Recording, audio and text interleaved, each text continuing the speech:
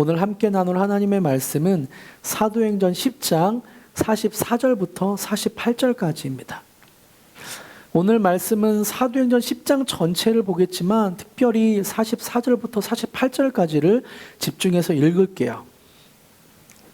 10장 44절부터 48절까지 자막을 보면서 성경을 보면서 한 목소리로 교독하겠습니다. 제가 먼저 읽을게요.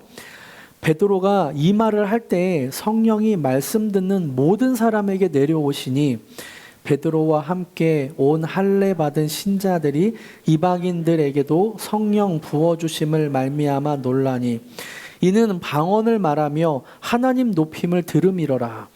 이에 베드로가 이르되 이 사람들이 우리와 같이 성령을 받았으니 누가 능히 물로 침례 베품을 금하리요 하고, 함께 읽겠습니다. 시작. 명하여 예수 그리스도의 이름으로 침례를 베풀라 하니라. 그들이 베드로에게 며칠 더 머물기를 청하니라. 아멘. 오늘은 사도행전 10장 전체를 본문으로 담을 허무는 하나님의 나라, 담을 허무는 하나님의 나라라는 제목으로 말씀을 함께 나누려고 합니다. 여러분은 여러분을 다른 사람에게 소개할 때 나는 어떻습니다, 나는 누구입니다 라고 소개합니까? 다른 사람에게 여러분의 어떤 점을 소개합니까? 보통이라면 이렇게 이야기할 것 같아요. 나는 어떤 직업을 갖고 있습니다. 오성민 목사입니다. 나는 어느 학교를 나왔고요. 또 MBTI 유형은 어떻습니다. 또 제가 좋아하는 커피, 저는 커피를 좋아하는데 특별히 좋아하는 커피 원두가 이렇고요. 또 저는 한화를 응원하고 있습니다. 야구팀을 응원하는, 자신이 응원하는 야구팀을 소개하기도 하죠. 왜 이렇게 말하냐면 상대방과 공통점을 찾으면서 서로 친근하게 친밀해지기 위한 이유이긴 합니다. 이렇게 서로 같은 학교, 같은 직업, 같은 취향의 야구팀, 어떤 같은 취향의 정치 성향 등을 묶으면 그 관계는 굉장히 안정감을 느끼죠. 저 사람한테 내가 반대편 말을 하지 않아도 되는구나. 우리는 같은 편이구나. 이런 느낌을 줍니다. 서로 비슷한 성향을 가지고 있다면 친근감까지 느끼게 돼요. 하나가 오래도록 이렇게 꼴찌였지만 올해 너무 잘하고 있구네.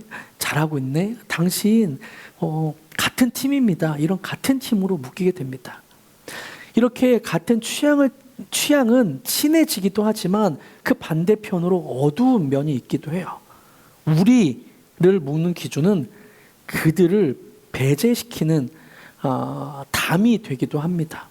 같은 세계관, 같은 취향으로 서로 친해질 수 있지만 그 사이에 다른 사람이 끼어들 수 없는 담을 쌓기도 하죠. 우리가 살아가는 세상을 한번 찬찬히 살펴보세요. 같은 세대로 묶였다는 이유만으로 다른 세대를 배제합니다. 청년 세대는 어른 세대를 꼰대라고 부르기도 하고, 어른 세대는 청년 세대를 이해 못할 MZ 세대라고 말합니다. 또 우리나라의 뿌리 깊은 지역 감정도 마찬가지죠. 당신 경상도 출신이에요? 당신 전라도 출신이에요? 서로 끈끈하게 유대감이 생기기도 하지만 반대편에 있는 사람들과 벽을 만들기도 합니다. 이런 지역 감정을 만든 한국의 정치적인 담도 너무 높아 보이죠. 나와 다른 정당을 지지한다는 이유만으로 서로를 혐오하고 비난하는 일이 우리 한국에서는 일상이 되어버렸습니다. 이것은 단순히 사회 현상에 대한 이야기가 아니에요. 인간 마음에 깊이 뿌리 내린 자기 의의를 쌓는 본능에 대한 이야기입니다. 우리는 스스로 안전한 경계선을 긋고 그 안에서 내가 맞다는 것을 확인하고 싶어 해요. 그 안에 안정감을 누리고 싶어 하죠. 나와 비슷한 사람들, 내 말을 이해해주고 같은 생각을 하는 사람들끼리 모여서 내가 맞고 저들은 틀려, 내 편과 저 편을 가르면서 그 안에서 안정감을 느낍니다. 이런 상황에서 우리는 묻게 되죠. 세대 간의 담이 무너지고 지역주의 간의 담이 무너지고 정말 보수와 진보 사이에 있는 담이 무너질 수 있을까? 높아만 보이는 이 담이 과연 무너질 수 있을까? 견고해 보이는 이 담이 무너질 수 있을까? 오늘 본문인 사도행전 10장에도 서로 화합할 수 없을 것 같은 담이 보여집니다.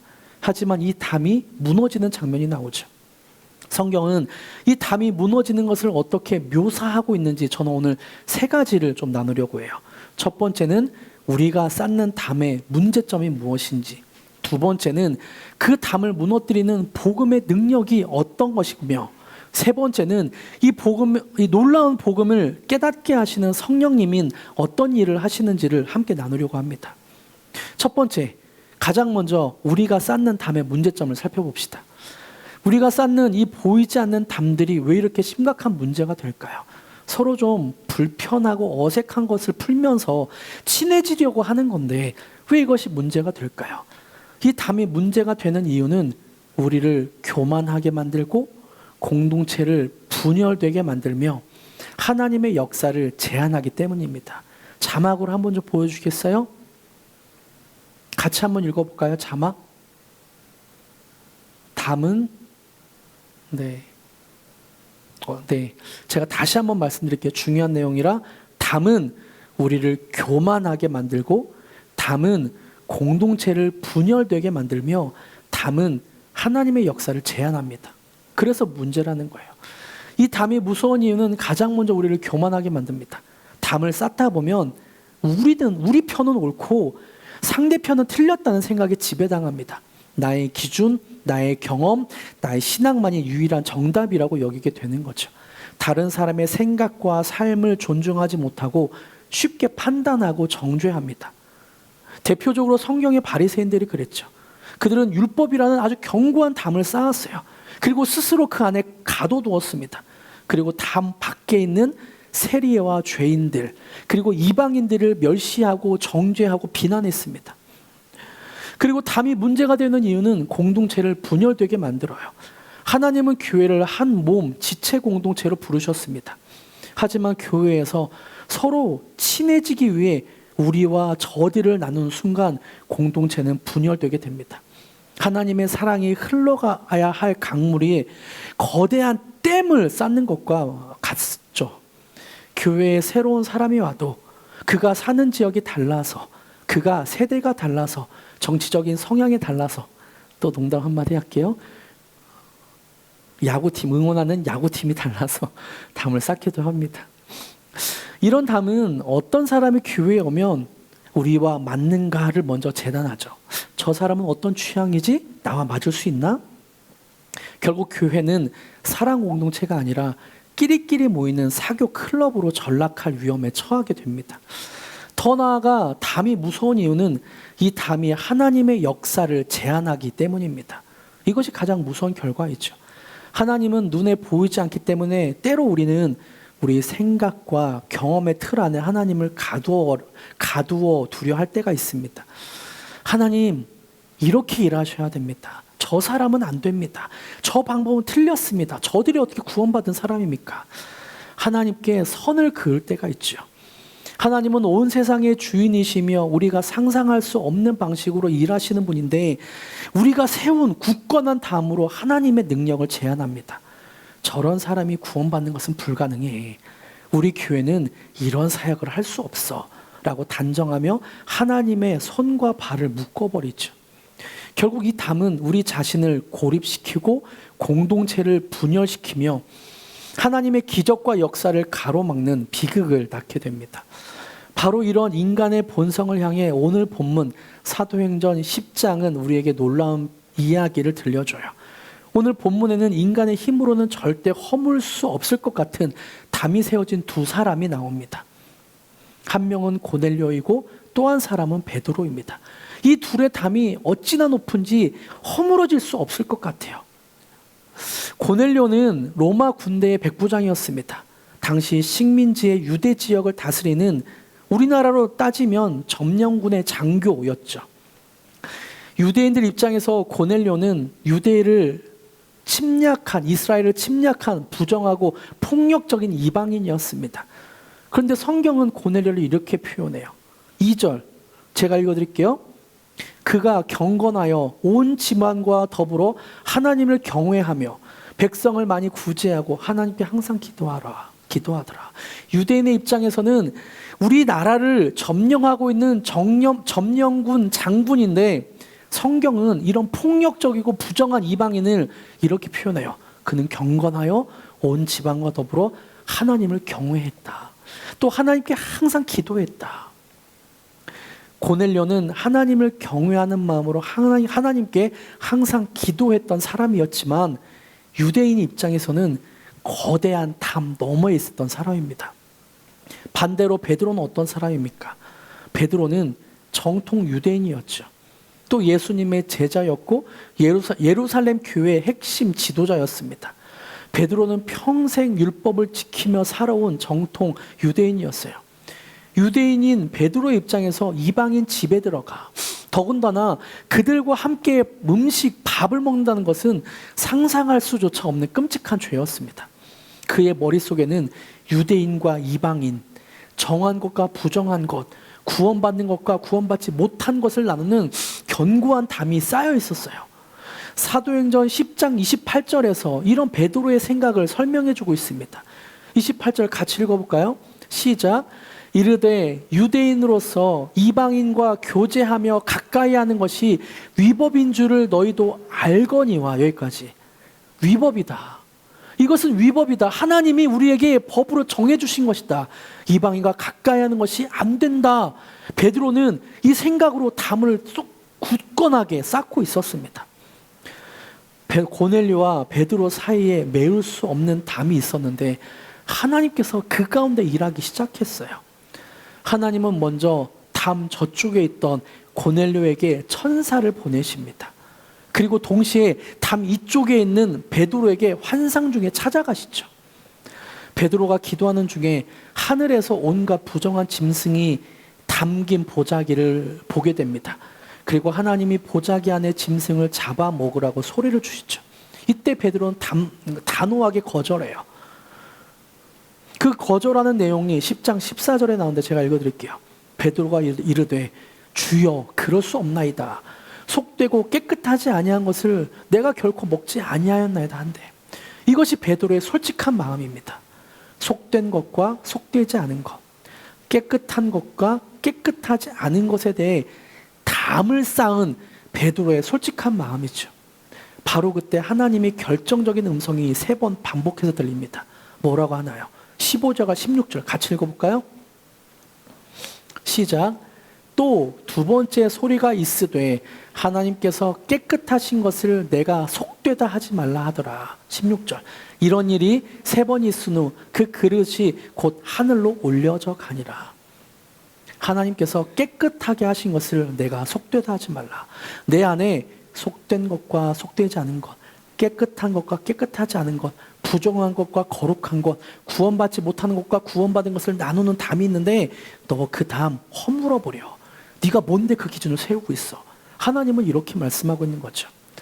하나님이 깨끗하다고 말씀하고 있는데 네가 왜 속되다고 말하냐 라고 하나님이 말씀하는 거예요. 이것이 바로 담을 허무는 해결의 실마리입니다. 하나님께서 깨끗하다 선언하시면 깨끗한 거예요. 하나님께서 나의 자녀다, 이 사람은 거듭났다 라고 말하면 그 사람은 하나님의 자녀입니다. 거듭난 거예요. 우리 기준은 하나님의 기준 앞에서 아무것도 아니게 됩니다. 나는 틀렸고 하나님이 옳습니다. 내 경험과 판단은 틀렸고 하나님만 맞습니다. 오늘 본문의 베드로가 갇혀있던 세계관에 우리는 주목해서 볼 필요가 있어요. 그에게 세상은 유대인과 이방인, 정결한 것과 부정한 것으로 나누는 이분법의 세계였습니다. 이거 아니면 저거였어요. 그리고 이 경계를 철저히 지키는 것이 그의 의로움이었고 하나님을 섬기는 방식이었습니다. 여러분, 이것이 종교의 본질이에요. 신앙이 아닌 종교의 본질입니다. 경계선을 긋고 규칙을 지키는 것이 바로 종교의 본질이죠. 성경에도 무수히 많은 신앙이 아닌 종교 생활을 했던 사람들의 본보기들이 보여요. 그들은 지키는 것이 중요했습니다. 지키지 않는 것을 핍박하고 비난하고 자기가 지키는 것에 우월감을 느끼는 것이 중요했어요. 내가 잘 지켰기 때문에 지키지 않는 다른 사람이 잘못되었다고 말할 수 있는 것, 그리고 이런 비교를 통해 자신이 우월하다고 느끼는 것, 이것이 신앙이 아닌 종교 생활의 본질입니다. 이것이 바로 베드로가 갇혀있던 견고한 세계였어요. 물론 성경에서 경계나 구별이 나쁜 것은 아닙니다. 구약에서 거룩을 뜻하는 히브리어 카도시는 원래 분리됨, 구별됨을 의미합니다. 구별되는 것을 말해요. 거룩이. 이것은 하나님의 신성한 것을 세상의 죄악된 것과 구별해야 한다는 의미입니다. 하나님께서 말씀하시는 거룩, 카도시는 죄와 악으로부터의 구별입니다. 이것은 생명을 지키기 위한 거룩한 경계선이에요. 그런데 성경이 말하는 죄와 악은 무엇입니까? 성경이 말하는 죄와 악이 무엇이에요?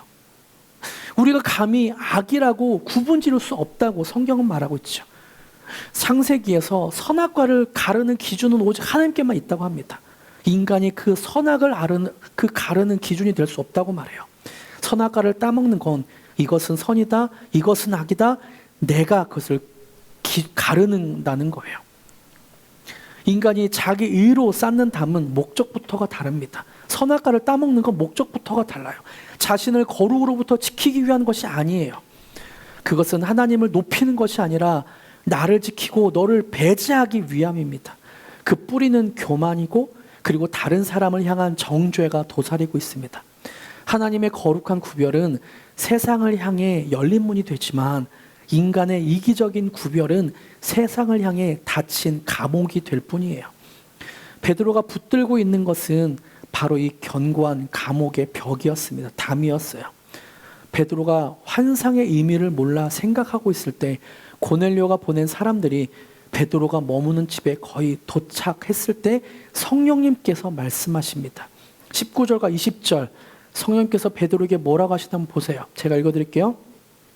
베드로가 그 환상에 대하여 생각할 때 성령께서 그에게 말씀하시되 두 사람이 너를 찾으니 일어나 내려가 의심하지 말고 함께 가라.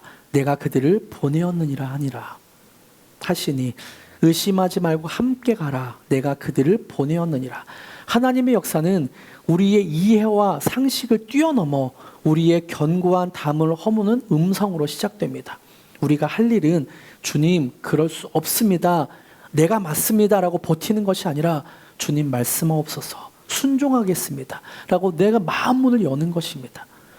베드로는 순종했습니다. 그리고 그가 고넬료의 집에 발을 들여놓는 그 순간 유대인과 이방인을 갈라놓았던 수천 년 역사의 담이 무너져 내리기 시작했어요. 지금까지 우리가 쌓는 담의 문제점을 살펴봤다면 이제 두 번째, 담을 무너뜨리는 복음의 능력을 함께 살펴봅시다. 견고했던 베드로의 세계에 하나님께서 침입해 들어옵니다. 그 담을 허물기 위해 침입해 들어오죠. 하나님은 먼저 담 저쪽에 있던 이방인 고넬료에게 천사를 보내시고 동시에 담 이쪽에 있던 베드로에게 환상을 보여주십니다. 베드로가 본 환상은 충격적이었죠. 하늘에서 큰 보자기가 내려오는데 그 안에는 율법에서 부정하다고 말하는 온갖 짐승들이 가득했습니다. 그리고 하늘에서 음성이 들리죠. 일어나 잡아먹으라. 베드로의 반응을 보세요. 주님 그럴 수 없나이다. 주님 그럴 수 없나이다. 이 한마디에는 베드로의 모든 신앙과 세계관이 담겨 있습니다. 예수님을, 하나님을 뭐라고 부르나요? 주님. 주님은 주인이란 뜻이죠. 명령을 듣겠습니다. 순종하겠습니다라는 주인이란 뜻입니다. 주님이라고 부르면서 그 뒤에 뭐라고 하나요? 그럴 수 없나이다. 주님의 명령에 따를 수 없습니다. 주님의 명령에 순종할 수 없습니다. 이렇게 말하는 거예요. 왜냐하면 그 명령은 베드로의 세계관, 베드로의 의로움을 지탱해온 모든 기반을 흔드는 것이었기 때문이에요. 바로 그때 이 이야기의 핵심을 관통하는 하나님의 선언이 들립니다. 15절 다시 한번 읽어볼게요. 같이 읽어볼까요? 15절 시작. 또 두 번째 소리가 있으되 하나님께서 깨끗하게 하신 것을 내가 속되다 하지 말라 하더라. 하나님께서 깨끗하게 하신 것을 내가 속되다 하지 말라. 이것은 단순히 식단 규정에 대한 말씀이 아닙니다. 이제부터 돼지고기 먹어도 돼 이런 규정이 아니에요. 이것은 깨끗함과 더러움, 의로움과 죄의 기준이 하나님께 있다고 선포하는 거예요. 지금까지 의로움의 기준은 베드로에게는 내가 얼마나 율법의 경계를 잘 지켰는가에 있었습니다. 그러나 이제 하나님은 새로운 기준을 선포하세요. 의로움의 기준은 오직 하나님께 있다는 거죠. 하나님이 깨끗하게 하신 근거가 무엇입니까? 하나님이 거룩한 것과 부정한 것을 가르는 기준은 무엇인가요? 어떤 행동이나 어떤 물건이나 어떤 사상이 아니라 하나님이 그 기준이십니다. 그리고 하나님은 신약에서 예수님의 십자가 보혈을 통해 거룩을 재정해 하셨죠. 거룩을 재정해 하셨습니다. 예수님이 이 땅에 오셔서 우리가 그어놓은 모든 경계를 허무셨어요. 거룩한 유대인을, 거룩한 바리새인을 독사의 자식, 회칠한 무덤이라고 말씀하셨고, 거룩한 성전을 무너뜨리고 내가 3일 만에 다시 짓겠다라고 말씀하셨으며, 거룩한 율법을 제정해 하셨죠. 그리고 예수님은 그 당시 거룩하다고 여기던 것을 없애시고 부정하다고 여기던 세리와 죄인들과 함께 식사하셨습니다. 부정하다고 여기던 자기 몸을 파는 창녀들과 대화하셨으며, 가버나움에 주둔한 군인 장교인 백부장에게, 이방인 백부장에게 이스라엘 중 아무에게도 이만한 믿음을 보지 못했다라고 칭찬하셨습니다. 뿐만 아니라, 남자뿐만 아니라 이방인이었던 수로보니게 여인에게 여자여 내 믿음이 크도다, 이스라엘보다 내 믿음이 더 크다 라고 칭찬하셨죠. 예수님은 거룩을, 의로움을 제정해 하셨습니다. 그 당시에 거룩이라고 하던 것들을 다 무너뜨리고 다시 부정하다 하던 것들을 거룩하다라고 받아주시며 제정해 하셨어요. 그리고 가장 완전하고 정결하신 그분이 우리의 모든 부정함과 더러움을 짊어지시고 십자가 위에서 부정한 죄인, 부정한 죄수가 되셨습니다. 왜 그렇게 부정한 죄수가 되셨나요? 우리를 깨끗하다고 선언하시기 위함이죠. 예수님이 친히 죄수가 되셔서, 자신이 사형 틀에 죄수가 되셔서 사형당하시면서 우리에게 깨끗함을 전해주셨습니다. 그분은 부정함을 짊어지시고 거룩을 제정해 하셨어요. 그래서 이제 깨끗한가 거룩한가를 결정하는 것은 어떤 혈통, 노력, 열심, 물건, 사상이 아닙니다. 십자가에서 모든 것을 이루신 예수 그리스도 안에 있는가 아닌가가 그 유일한 기준이에요. 그리고 하나님이 선포하신 것인가 아닌가가 기준이에요. 이것이 복음입니다. 복음은 우리가 쌓아올린 거룩해 보이는 탑을 무너뜨리고, 동시에 우리가 결코 얻을 수 없는 완전한 거룩, 하나님의 의, 그리스도의 거룩을 선물로 주십니다. 에베소서 2장 14절과 16절에서는 이렇게 말씀하고 있어요. 같이 읽어볼까요? 시작. 그는 우리의 화평이신지라 둘로 하나를 만드사 원수된 것 곧 중간에 막힌 담을 자기 육체로 허시고 또 십자가로 이 둘을 한 몸으로 하나님과 화목하게 하려 하심이라. 원수된 것을 십자가로 소멸하시고, 막힌 담을 허무는 것이 무엇이라고요? 자기 육체로 허시고. 원수된 것을 어떻게 소멸하신다고요? 십자가로 소멸하시고. 이 말씀은 예수 그리스도께서 자기의 몸을 내어주심으로써 거룩한 유대인과 부정한 이방인을 갈라놓았던 율법이란 담을 허무셨음을 선포하는 거죠. 십자가는 단순히 개인의 죄를 용서하는 것을 넘어 인류를 나누고 대립하게 만들었던 모든 분열과 적대감을 소멸시키는 하나님의 능력이었습니다. 하나님과 우리 사이에 막힌 담이 허물어졌을 때 사람과 사람 사이의 모든 담 역시 무너져 내리게 되는 거죠. 십자가야말로 거룩과 부정을 없애는 하나님의 해결책이었습니다. 이렇게 예수님을 믿는 유대인 베드로가 이방인인 고넬료의 집에 들어가는 장면은 인류 역사의 위대한 전환점이 되었어요.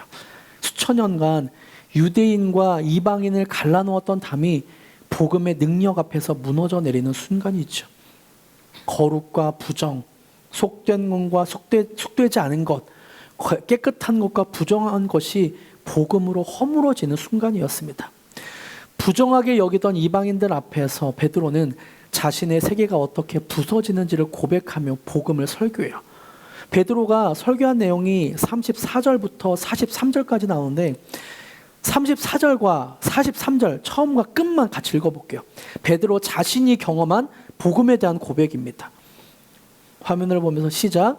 베드로가 입을 열어 말하되 내가 참으로 하나님은 사람의 외모를 보지 아니하시고 그에 대하여 모든 선지자도 증언하되 그를 믿는 사람이 다 그의 이름을 힘입어 죄사함을 받는다 하였느니라. 거룩의 기준은 무엇인가? 하나님은 왜 물어보지 아니하고 예수의 이름을 힘입어 제사함을 받게 하신다. 베드로가 깨달은 복음을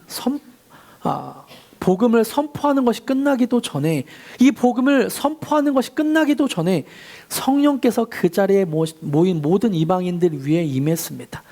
오순절날 거룩해 보이는, 거룩하다고 표현했던 유대인들에게 임했던 그 성령님이 이제 부정하다고 여겼던 이방인들에게도 부어지는 사건이 있게 돼요. 이것은 하나님께서 십자가를 통해 열어두신 새로운 공동체, 즉 이방인 교회가 처음 탄생하는 순간이었습니다. 이 새로운 공동체는 같은 인종으로 세워진 것도 아니었고, 같은 문화나 같은 정치적인 성향이나 같은 MBTI나 같이 응원하는 야구팀으로 세워진 그것도 아니었습니다. 딱 한 가지, 인간은 모두 죄인이다. 거룩하게 하시는 분은 한 예수님이시다. 인간은 모두 죄인이고 거룩을 하게 하시는 분은 예수님이다 라는 그 말씀 위에, 선언 위에 세워졌습니다. 그래서 교회는 자기 스타일을 드러내는 모임이 아닙니다. 난 이런 취향인데요, 나와 같은 취향 모여, 이런 끼리끼리의 모임이 아니에요. 교회는 자신이 얼마나 부정한지를 깨닫고 오직 예수 그리스도의 피로 깨끗해졌음을 믿는 사람들의 모임입니다. 나와 취향이 같은 사람, 나와 비슷한 사람들끼리 모여서 안정감을 누리면서 벽을 쌓는 것이 교회가 아니란 거예요. 그렇다면 이 모든 일들이 어떻게 일어나게 되었을까요? 베드로의 세계관이 바뀌고 유대인과 이방인이 한자리에서 식사하는 일은 어떻게 가능해졌을까요? 인간의 결단이나 노력 때문이었을까요?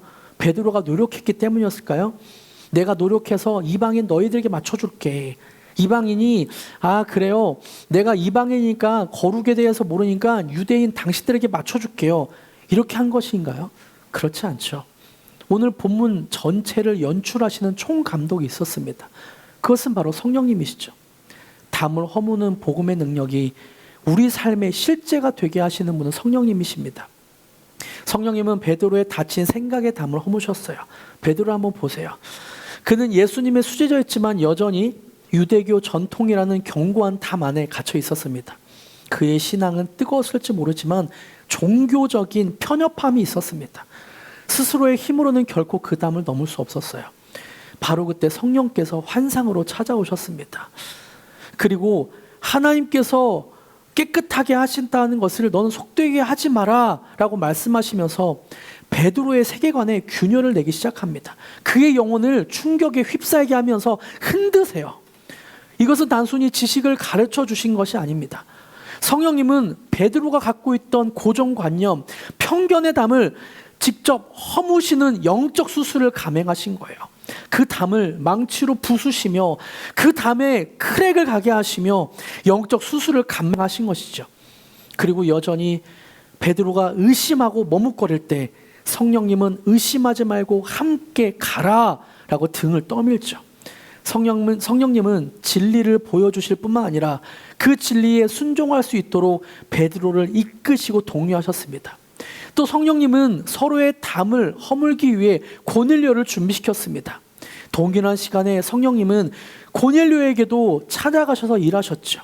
하나님을 향한 갈망은 있었지만 어떻게 해야 할지 모르고 하나님을 알고 있어서 기도는 했지만 구원받는 길이 어떤 것인지 모르는 그 고넬료에게 성령님은 친히 천사를 통해 구체적인 지시를 보내주십니다. 욥바로 사람을 보내 베드로를 청하라. 베드로가 오도록 간청해라. 이것이 하나님의 놀라운 계획이죠. 성령님은 복음을 전한 베드로의 마음을 여시는 동시에 복음을 들을 고넬료의 마음을 준비시켰습니다. 하나님의 역사는 이처럼 완벽한 성령의 연출 아래 진행되었어요. 우리가 저 사람은 절대 안 돼 선을 긋고 있을 때 성령님은 이미 그 사람의 마음을 바꾸고 계실 것입니다. 우리가 나는 저 사람과 함께 할 수 없어 라고 담을 견고하게 쌓아갈 때 성령님은 이미 그 만남을 주선하고 계십니다. 하나님 나라는 우리 계획이 아니라 성령께서 주관하시는 거룩한 약속을 통해 확장됩니다. 그리고 성령님은 성령님의 은사로 증명하시죠. 마침내 베드로가 고넬료 집에서 복음을 전합니다. 예수 그리스도의 이름으로 죄사함을 받는다는 메시지가 선포되던 그 순간 베드로와 고넬료의 만남이 하나님의 주관하신 것이라는 확정적인 사건이 있게 돼요. 44절부터 46절까지 함께 읽어볼까요? 성령님이 어떻게 확증하시는지 44절부터 46절까지 시작. 베드로가 이 말을 할 때 성령이 말씀 듣는 모든 사람에게 내려오시니 베드로와 함께 온 할례 받은 신자들이 이방인들에게도 성령 부어 주심으로 말미암아 놀라니 이는 방언을 말하며 하나님 높임을 들음이러라. 오순절 마가의 다락방에 임했던 그 성령님이 거룩한 유대인들에게만, 선택받은 유대인들에게만 임했다던 그 성령님이 이제는 부정해 보이는 이방인들에게도 임하게 되죠. 그래서 45절에 베드로와 함께 온 할례 받은 신자들이 이방인들에게도 성령 부어주시로 말미암아 놀라게 되었다라고 말합니다. 이 명백한 하나님의 역사 앞에서 베드로는 더 이상 머뭇거릴 수 없었어요. 아, 이들도 정말 하나님이 선택한 백성이구나. 아, 이들도 정말 거룩해졌구나. 그는 선포했습니다. 그리고 47절과 48절 제가 읽어드릴게요. 이에 베드로가 이르되 이 사람이 우리와 같이 성령을 받았으니 누가 능히 물로 침례를 베품을 금하리요 하고 명하여 예수 그리스도의 이름으로 침례를 베풀라 하니라. 침례를 베풀라. 그리고 베드로는 그들에게 침례를 베풀었습니다. 그는 고넬료와 그의 온 집에 침례를 베풀었어요. 인간의 담은 무너지고 하나님 나라는 확장되었습니다. 우리의 이성을 깨고 그 당시에 있었던 사람들의 편견과 고정관념과 그 담이 허물어지고 하나님의 나라가 확장되었습니다. 말씀을 맺겠습니다. 사도행전 10장에 나오는 베드로와 고넬료의 이야기는 단순히 2000년 전에 있었던 어떤 특별한 일이 아닙니다.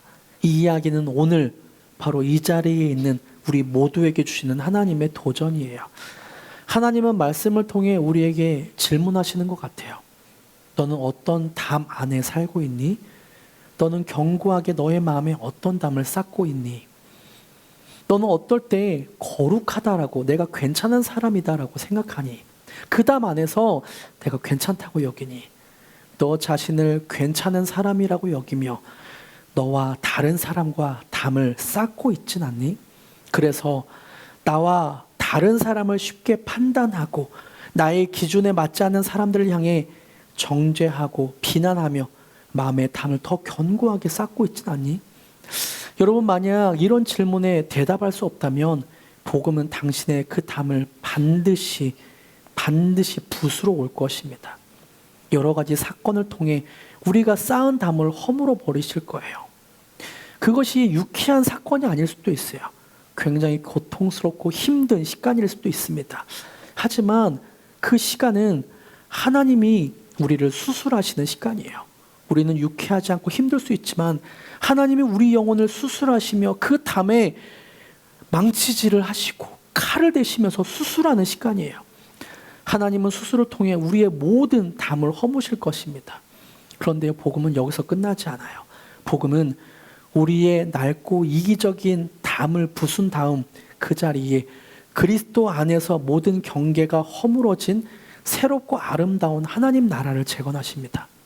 독사굴에 같이 어울릴 것 같지 않은 어린이가 손 놓고 사자와 전혀 어울리지 않은 어린 양이 함께 뛰노는 그런 하나님의 나라를 경험하게 하십니다. 그곳에서 우리는 더 이상 다른 사람과 연결되기 위해 나를 증명할 필요가 없고, 난 이런 사람이에요 라고 설명할 필요가 없고, 다른 사람과 내가 달라서 담을 쌓을 필요도 없는 나라입니다. 다른 사람에게 상처를 받을까, 다른 사람에게 내가 어떤 위해를 당할까, 그 담을 높게 쌓을 필요도 없는 그 나라입니다. 혹시 담을 허물기 두려웠습니까? 혹시 내가 무엇을 할 수 있을까 염려되십니까? 기억하십시오. 그 모든 것을 총연출하신 분은 성령님이십니다. 베드로가 하나님 앞에 그 마음문을 열고 주님 일하시옵소서 생각하고 있을 때 성령님이 찾아오셔서 고넬료의 집에 가게 하십니다. 총연출인 성령님을 믿으며 그 날을 들을 때 성령님의 그 담을 허물어뜨리실 것입니다. 그때 성령님께 우리의 마음을 맡깁시다. 우리의 담을 맡깁시다. 여러분, 우리 안에 있는 모든 편견의 담, 미움의 담, 무관심의 담, 비난의 담, 멸시의 담, 이런 모든 담들이 예수 그리스도의 이름으로 허물어지도록 나를 주님께 드립시다. 할렐루야. 우리가 안전하다고 느끼는 담을 넘어갈 때 우리는 베드로가 경험한 놀라운 하나님의 나라가 확장되는 것들을 경험하게 될 것입니다. 인간의 경계가 무너지는 바로 그곳에서 하늘의 은혜가 강물처럼 임하게 되는 것을 경험하게 될 거예요. 우리 교회가, 그리고 저와 여러분이 이 놀라운 하나님의 나라를 경험하는 저와 여러분이 되길 축복합니다. 할렐루야. 함께 시선을 찬양하면서 나를 주님께 드립시다.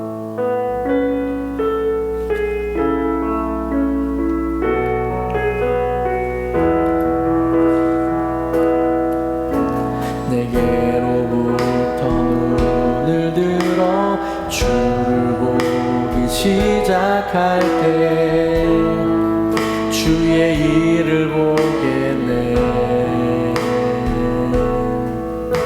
내 작은 마음 돌이키사 하늘에 꿈꾸게 하네. 주님을 볼 때 모든 시선을 주님께 드리고 살아계신 하나님을 느낄 때 내 삶은 주의 역사가 되고 하나님이 일하기 시작한 성령이 나를 변화시켜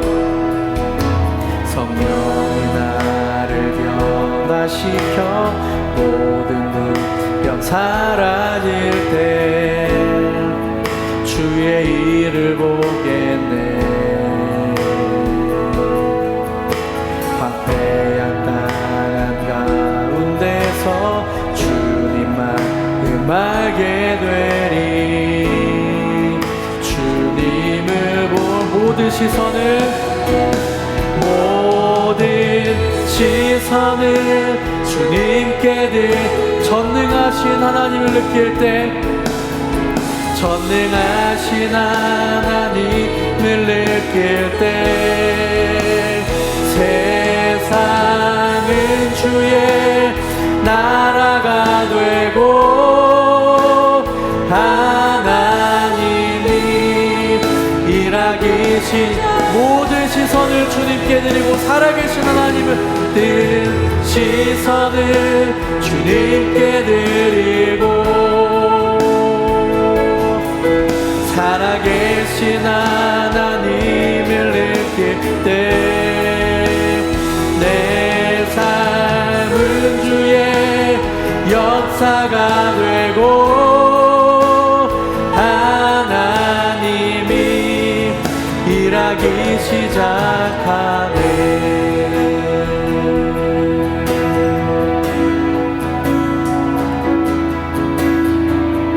주님의 영광 임안에 함께 찬양합니다. 주님의 영광 임안에 주 볼 때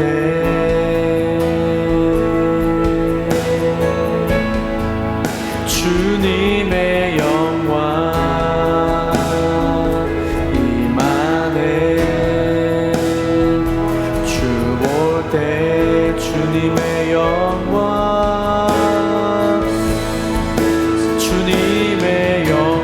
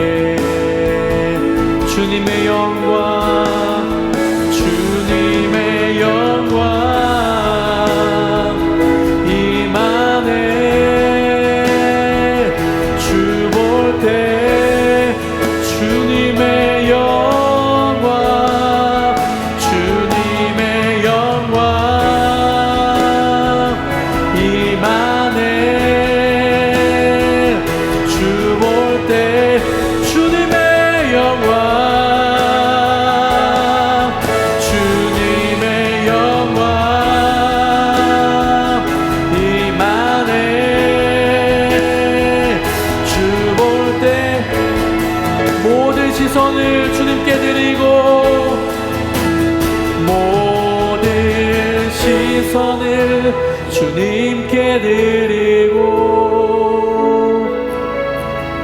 살아계신 하나님을 느낀 내 삶은 주의 역사가 되고 내 삶은 주의 역사가 되고 하나님이 일하기 모든 시선을 주님께 드리고 전능하신 하나님 모든 시선을 주님께 드리고 전능하신 하나님을 내 삶은 주의 나라가 되고 하나님이 일하기 시작하네. 자, 기도하겠습니다. 하나님 우리에게 베풀어 주신 은혜를 고백합니다. 하지만 여전히 우리 안에 종교적인 습관과 종교적인 본능으로 내 안에 담을 쌓는 것이 있는지 돌아봅니다. 하나님, 우리 안에 쌓는 담이 있다면 그 담들은 무너지게 하여 주시옵소서. 성령님이 우리를 가르쳐 주시고 그 담을 허물어 주시옵소서. 그래서 나와 다른 사람들을 구분짓고 나와 다른 사람들 사이에 높게 쌓았던 그 담들이 허물어지며 정말 말씀이신 하나님 사랑과 예수님 사랑을 실천하는 사람들이 되게 하여 주시옵소서. 우리 안에 사랑을 행할 힘이 없습니다. 나를 지키기 위해 다른 사람을 판단하고 정죄하고 비난해야 내가 안정감을 느낄 때가 있습니다. 하지만 그 모든 것들이 예수 그리스도의 십자가 앞에 무너지게 하여 주시옵소서. 그 죄들은 사라지게 하여 주시고 그리고 내 안의 담들은 무너져서 다른 사람들을 능히 넉넉하게 받아주고 품을 수 있는 그 사랑의 마음이 되게 하여 주시옵소서. 감사드리며 예수님의 이름으로 기도드립니다. 아멘.